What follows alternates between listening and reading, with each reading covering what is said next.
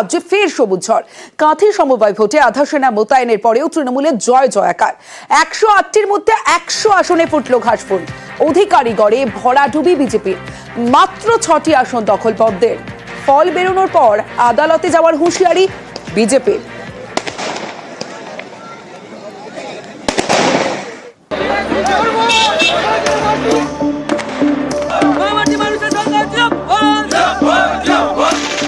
বিধানসভা vote, panchayat vote, Lok Sabha vote, বিধানসভা উপনির্বাচন, এই সবকটি ভোটেই তৃণমূলের জয় জয়কার। এবার কাঁথিতে সমবায় ভোটেও সবুজ ঝড়।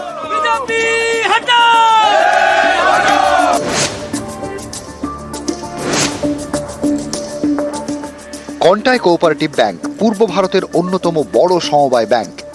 3 বছরেরও বেশি সময় ধরে ব্যাংকের কোনো পরিচালন সমিতি নেই। ব্যাংক চলছে স্পেশাল অফিসার নিয়োগ করে। ব্যাংকের পরিচালন সমিতির নির্বাচনের দাবিতে মামলা হয়, জল গড়ায় সুপ্রিম কোর্ট পর্যন্ত। সর্বোচ্চ আদালতের বেনজির নির্দেশে রবিবার ভোট হয় আধা সেনা নজরদারিতে। 6 বছর পরে ভোট, সেই ভোটে সবুজ ঝড়।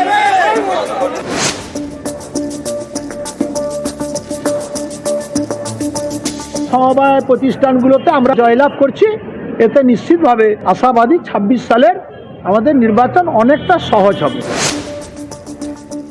ছাপ্পা ভোট প্রচুর হয়েছে এবং কোথাও কোথাও বুথ দখলের মতো ঘটনা ঘটেছে।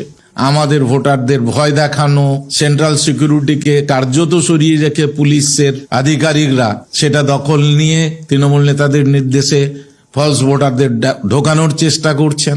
আমাদের আইনজ্ঞরা খতিয়ে দেখছেন, প্রয়োজন হলে সুপ্রিম কোর্টে আমাদের যে অবজারভেশনগুলো আমরা সেগুলো পাঠিয়ে দেবো।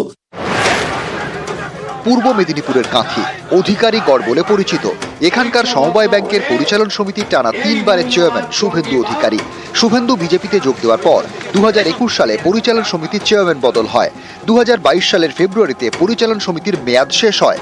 সেই থেকেই পরিচালন সমিতির নির্বাচনের দাবি ঘিরে নানা টানা পড়েন। শেষমেশ সুপ্রিম কোর্টের নির্দেশে এদিন আধা সেনা নজরদারিতে ভোট হয় কাঁথি সমবায় ব্যাংকে। সেই ভোটে সবুজ সুনামি, অধিকারী গড়ে ভরাডুবি বিজেপির।